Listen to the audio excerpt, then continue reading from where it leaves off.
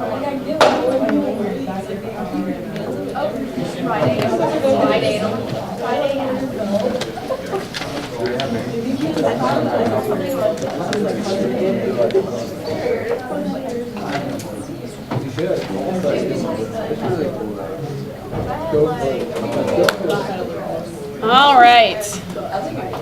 I like the costumes out here. Fried egg. I like that. I like that. All right. So today, what do we have going on? Let's see. Chapter 4. Your mastering's due on Monday and Wednesday. So you can be working on that this weekend if you want. I do have your exams. I can give it back at the end of class. Some of you guys have saw your grades online. The average is like 79, 80-ish. At the end of class, we'll do a group quiz or costume. So if you are wearing something festive, which a bunch of you guys are, I like it, then you don't have to take the group quiz. Woohoo! Yay! And you get automatic 10 points for taking the group quiz. Oh, pie. I like that too. Pie, very good. All right, you will need your calculators back out again today. Heavy into the calculators. If your costume's preventing you from Einstein, very nice. Hopefully your costume's not preventing you from taking notes. If it does, you can take it off for a minute, and we can put it back on.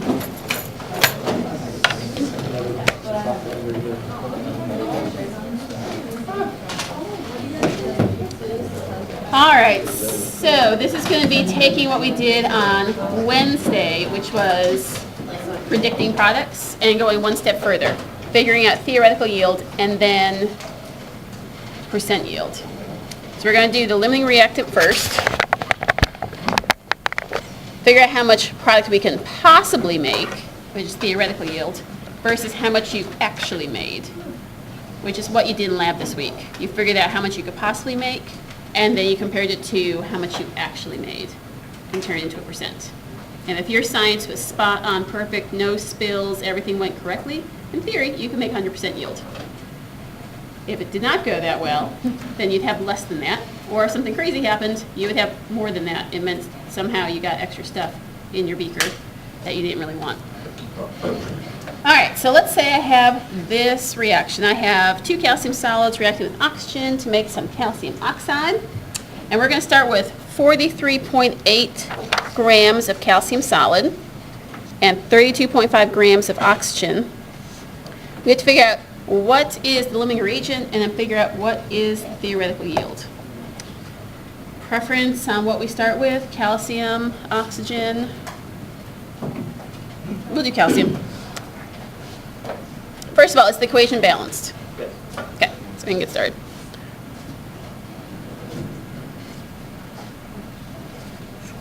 All right, what's the next step after I have grams of calcium? What's the next thing I have to do? Convert to moles, right? Convert to moles.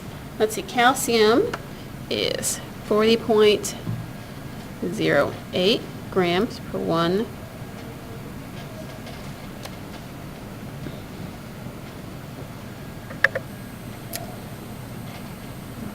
All right, so now I'm in moles of calcium. And I want to end up in moles of calcium oxide. So what's my next step? How do I use this?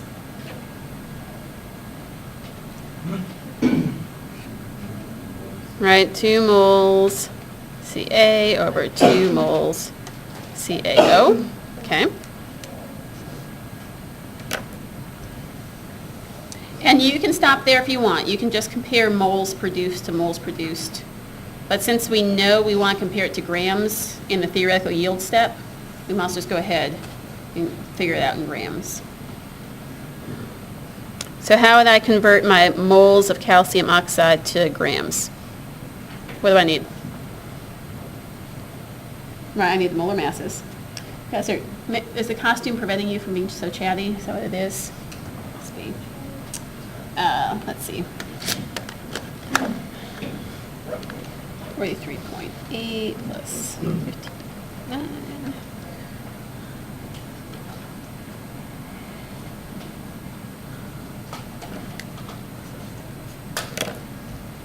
All right, so let's see. 43.8 divided by 40.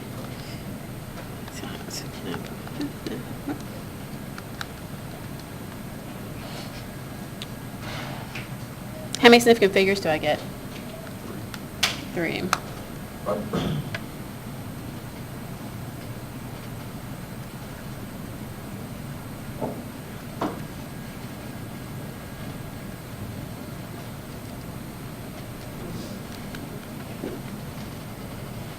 Yes? I don't know how this thing goes. How is 40 plus 16 15? Did I not do it right? 43.8 plus 15. I think it's right. 43 plus 16? Oh, 43. Yeah, 43. Oh, that's why I wrote down wrong. That should be 40. You're right.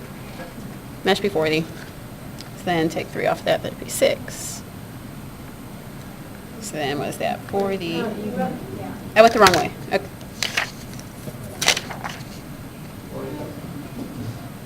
If I make any more corrections to that, it won't be legible. It should be 40. It's 43. You gave the. Oh, I gave the mass. Gave you instead of the actual molar mass. Yeah, no, okay, I think I'm right. It's the glasses. All right, so I started off with this many grams. Right, that's the molar mass. And then, yep, I used the wrong mass over here. Because that's so much clearer. All right, let's see here. 40.08.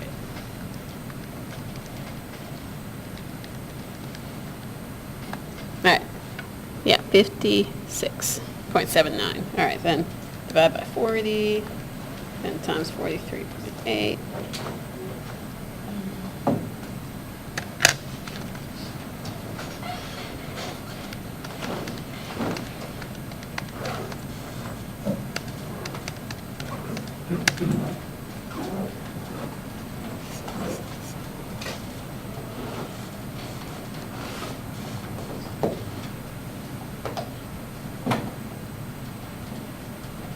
Is that better? 62. Okay.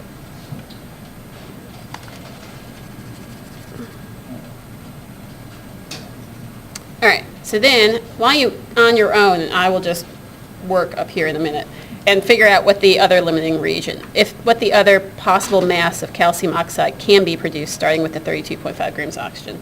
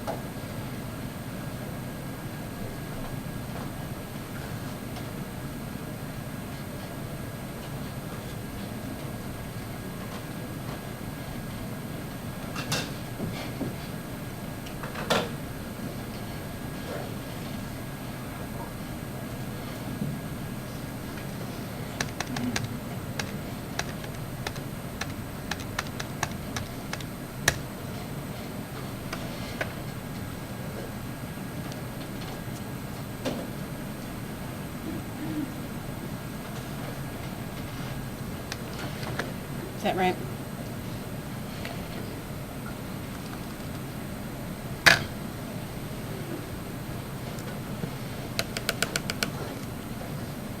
All right, so comparing how much you can make, starting either with calcium or with oxygen, which one is the limiting reagent? Which one makes least? This is to the second. So this is like 62 and that's 115. Calcium, right? Calcium makes the least. So the answer to question number 1 is calcium is the limiting reagent.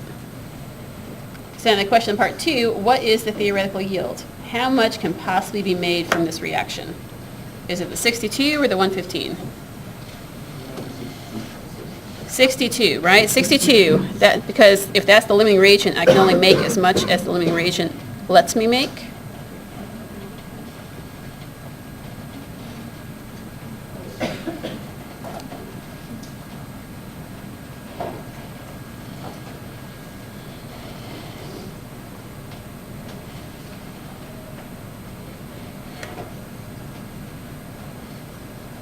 That's pretty much what we did on Wednesday, just asking it with some different words. All right, so if that's limiting reagent, theoretical yield, we then want to go on to percent yield. So let's say you did the same reaction, this calcium to calcium oxide, and you produced 57.42 grams. How do I go about figuring out the percent yield? Does anyone remember from lab? What'd you divide? Actual and theoretical. Mm-hmm.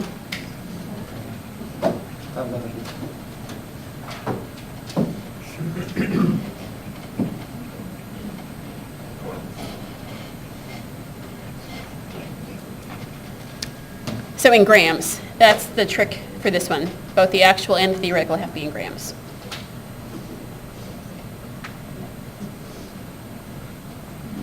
So percent yield is actual divided by theoretical times 100. So let's see, we actually made 57.42 grams. We could have potentially made 62.1 grams. So what does that turn out to be?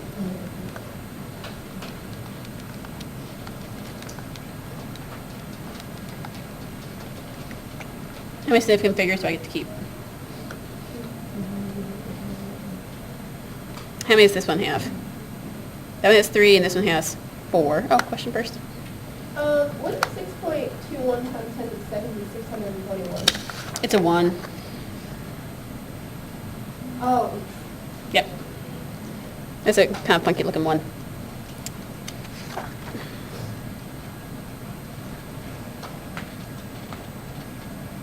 It's like 92.5%. That's pretty solid. All right, how do we feel about that? Do you want to do another one of these problems or do something new? All right. What we can do is we can go on to some other stuff, and we'll do a bunch more of these. Like, they start to integrate.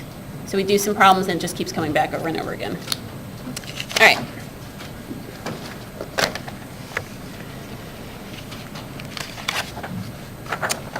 Well, so everything we've done to this point, right, was gases and solids. But we mostly in lab work with liquids in reality, not in Gen Chem. Gen Chem's like fake reality.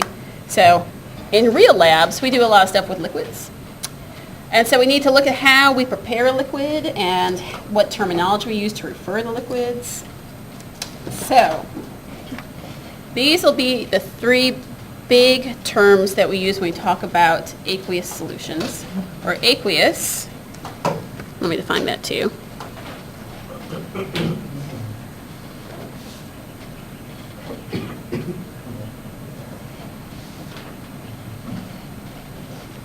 All right, aqueous implies that I'm using water as my solvent. So let's define what a solvent and solution and whatnot are.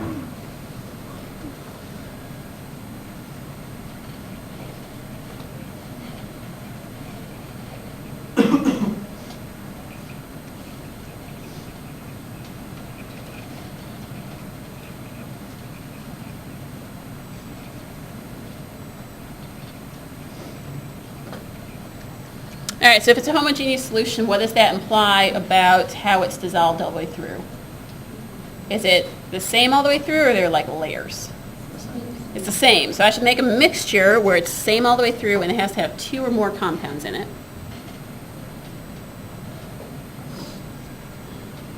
The solvent will be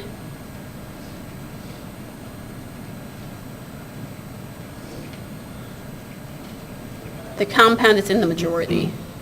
So if you're thinking about your Kool-Aid, right, that you're going to make up some Kool-Aid, you're going to put the powder in with some water, you're going to stir it all up, it looks homogeneous. The water is the solvent, because by far that should be the thing that's in excess. Lots and lots and lots of water with some Kool-Aid mixed in, which then makes the solute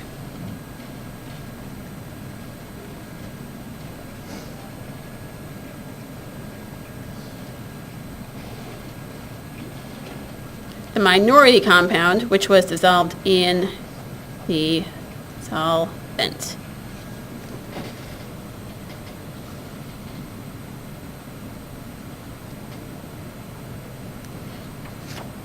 So what if you have like a complex compound that you're trying to figure out what it is? Like it's a mixture of 3 or more compounds. And that's fine. It means that they'll all be dissolved in something, and everything that's in the minority is the solute. So you can have more than one solute. You can't really have more than one solvent. So there's just one solvent. Yes, but you can have multiple solutes. Yep. Because if you had more than one solvent, it wouldn't be homogeneous anymore. You'd have some sort of probably layering thing going on. Other questions about those definitions? All right, so now we have these solutions. We have the solute in the solvent. I need to know how much is in there. So we have a concentration measurement called molarity. Molarity is how we measure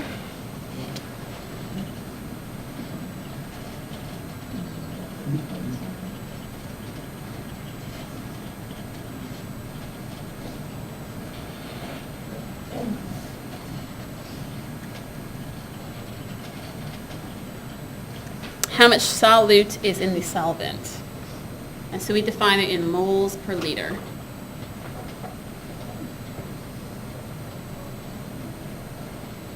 And it gets the snazzy big M.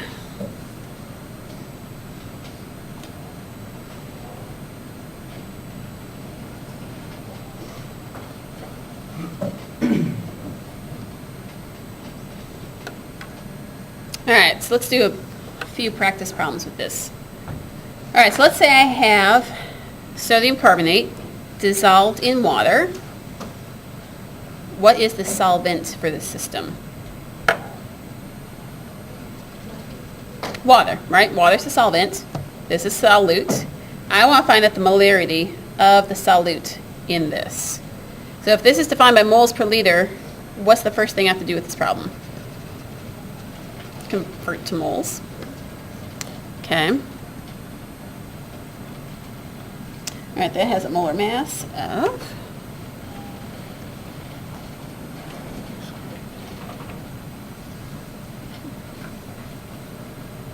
So you have to find the molar mass. before I can get started, right? Because this is in grams, and I want to be in moles. Okay. Yeah.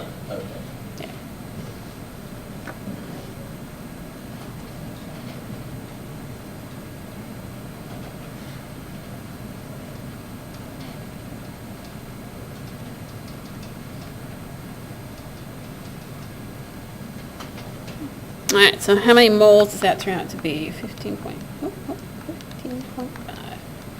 6.2. Does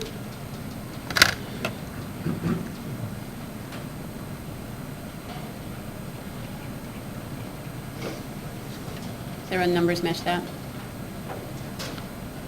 Okay. So then how do I find molarity? What do I do next? Divide by liters.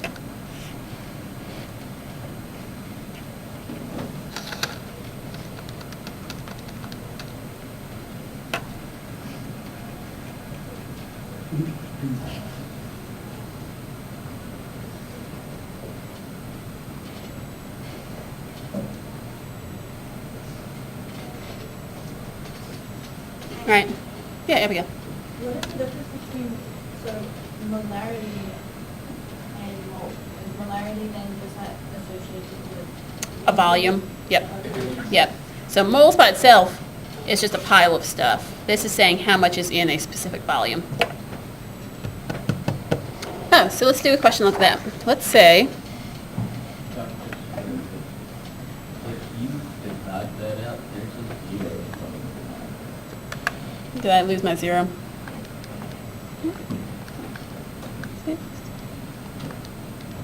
Oh, I did. Glad one person's calculating. You guys are very trusting out there. Justin's not. I like that. All right, so let's say I have this question instead.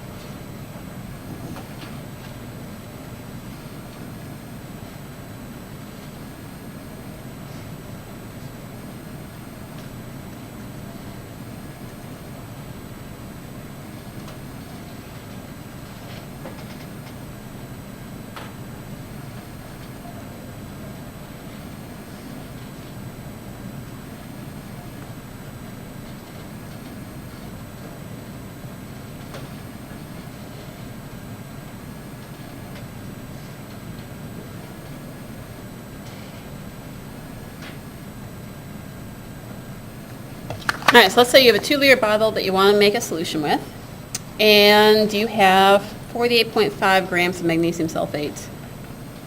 What is the molarity solution that you could possibly make using those two things? What do you have to do to get started? Convert to moles, right?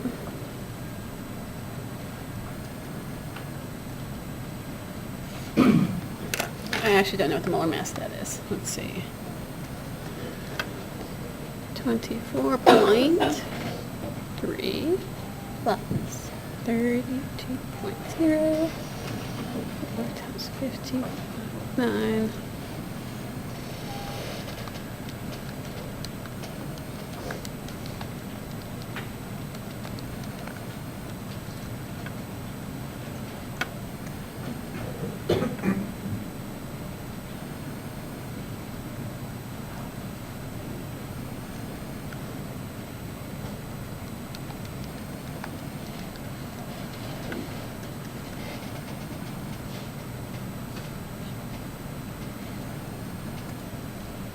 You got that many moles?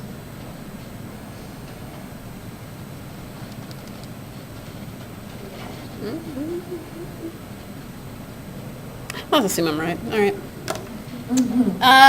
So then how do I convert that into liters, or molarity, using liters? How do I convert it into molarity using liters? All right, divide by 2.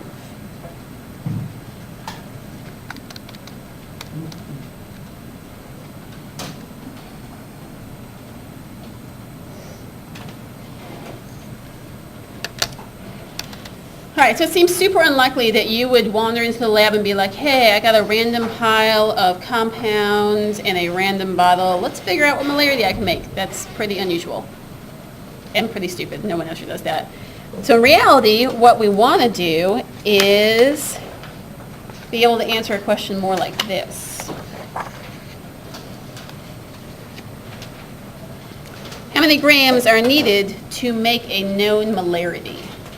All right, because you're going to be in lab and they're going to like, oh, at this point you need to use the 0.750 molar solution. And you're going to need at least 2 liters of it. So how many grams do you need to weigh out to put into that bottle to make that solution? So how should we get started on this one?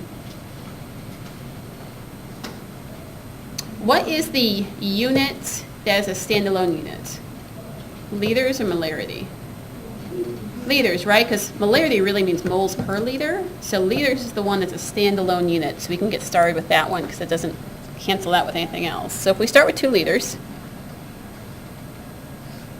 what's something I can then add to that or multiply by it to get rid of those liters, to get the liters out of the way?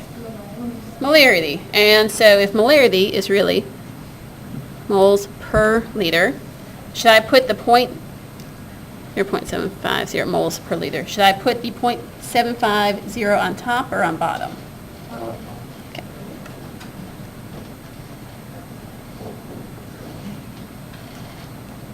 All right, doing it that way, these now cancel. Now I'm in moles of glucose. How do I get from moles of glucose to grams of glucose? Hit the periodic table. And let's see, it is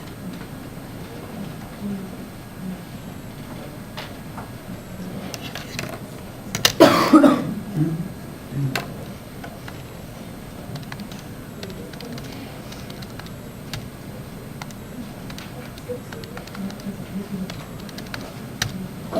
All right, so how many grams do I have to weigh out to make this solution work? 270.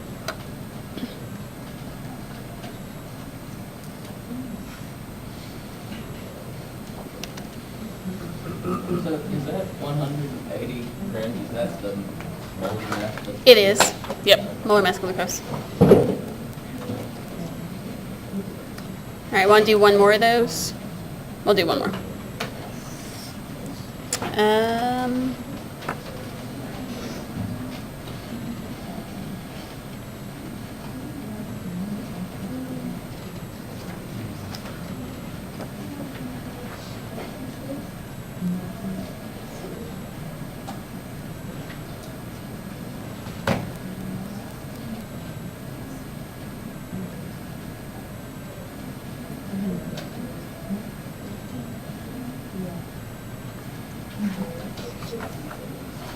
All right, so how many grams of sodium carbonate are needed to make 1.5 liters of a 0.5 molar solution?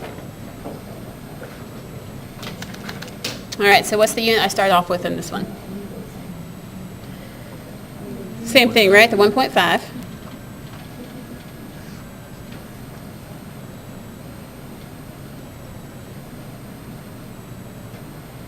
And then, just like I did up here, I'll use the molarity.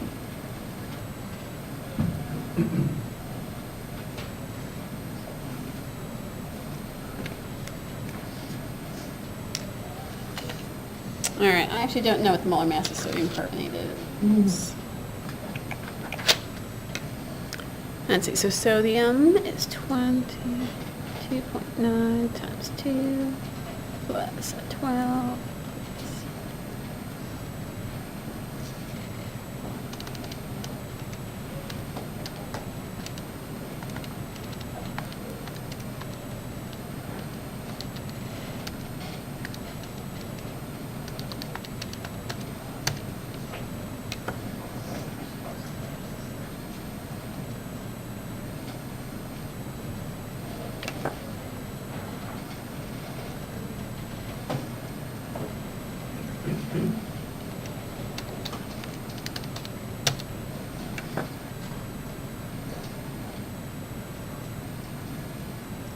All right, so you'd need like almost 80 grams to make that solution. All right, that should seem pretty straightforward, right?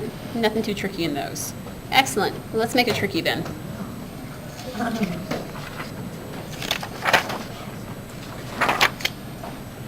I'm going to do this, if you're following the slides, I'm going to skip this one. I'm going to do solution stoichiometry first, and then I'll do dilutions.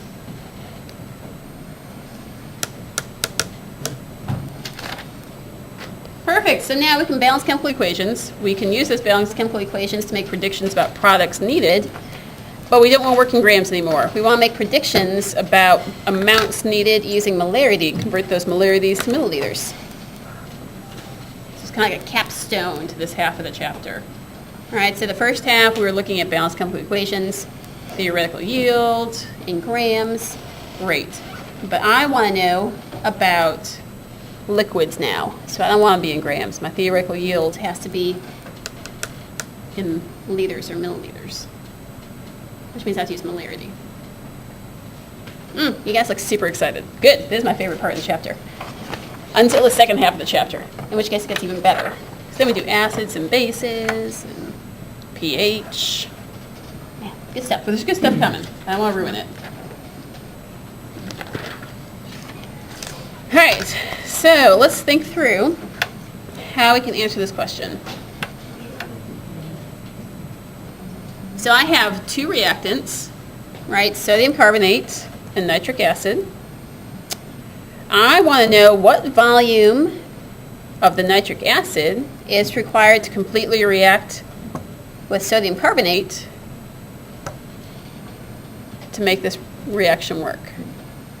All right, so first question, what is the mole ratio sodium carbonate to nitric acid?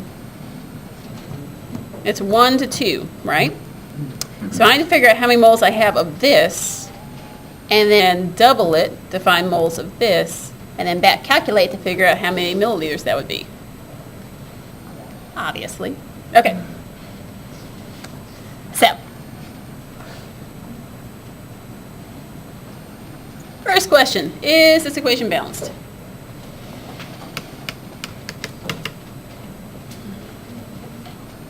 I think so. Unless I've made a tragic mistake, it should be balanced. That should have been the good part. All right. Second part.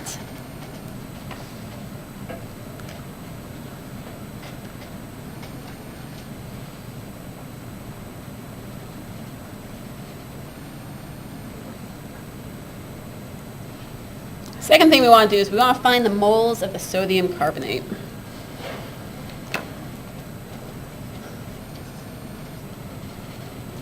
All right, so I have milliliters and molarity referring to sodium carbonate.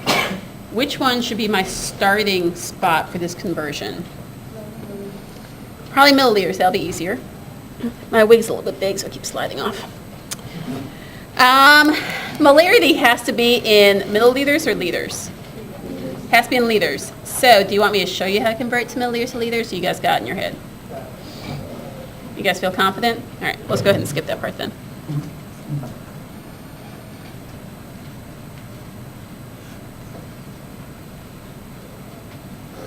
All right, so then do I use this 0.110 molarity? Do I put the 0.110 on top or on bottom? If it's moles per liter. Yeah.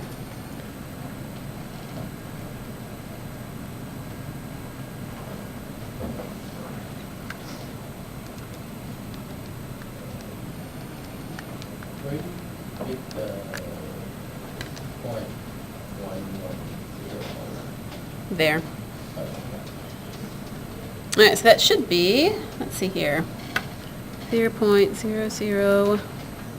415.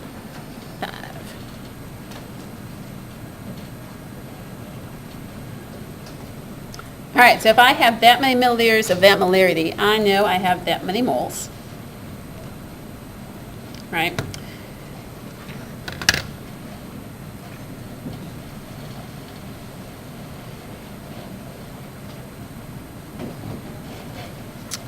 All right, so if I was up here, I would put in 1 mole of this and 2 moles of that. But I only have 0.00415 moles of this. So how many moles of the nitric acid do I need to use? How do I figure that out? Do I multiply by 2 or divide by 2? Multiply by 2, right?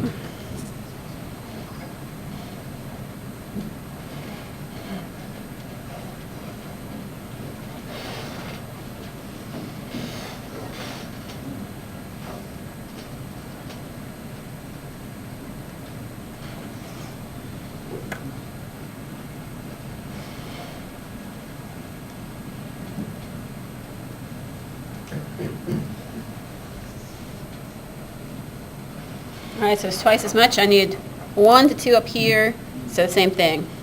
I need twice as much of this compared to that. All right, so now I'm in moles of nitric acid. What piece of information did I give you about nitric acid that we haven't used yet? All right, I gave you the molarity, so how do I combine moles and molarity to get liters?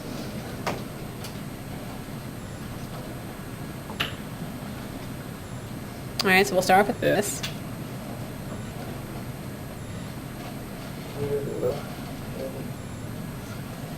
So if this is really saying moles per liter, can I have them both on here at the same time? Yeah.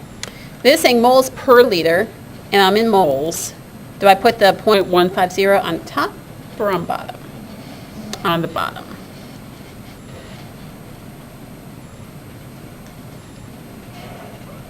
And then officially I want in milliliters, so I'll go ahead and convert.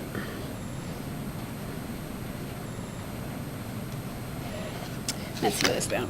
Times 2. 1,000.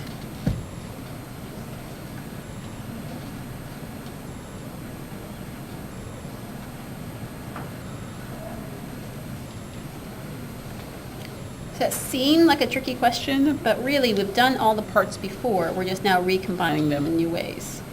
All right, because we've done moles before, we've done stoichiometry before, we've just done molarities, now we're recombining them.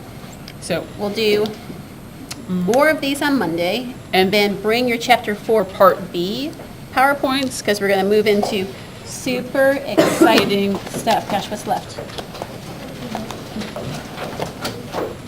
Oh, more solution stoichiometry. Very good. All right, so if you're wearing a costume, that's obvious costumes. I like it. That's nice. Good thing you guys are on opposite sides. Otherwise, it's a koala. Sorry, I couldn't see the whole shirt. Koala. I like that. Blind mouse over there. Very good. A version of Captain America, Lady America. Yes, excellent, excellent. All right, so if you are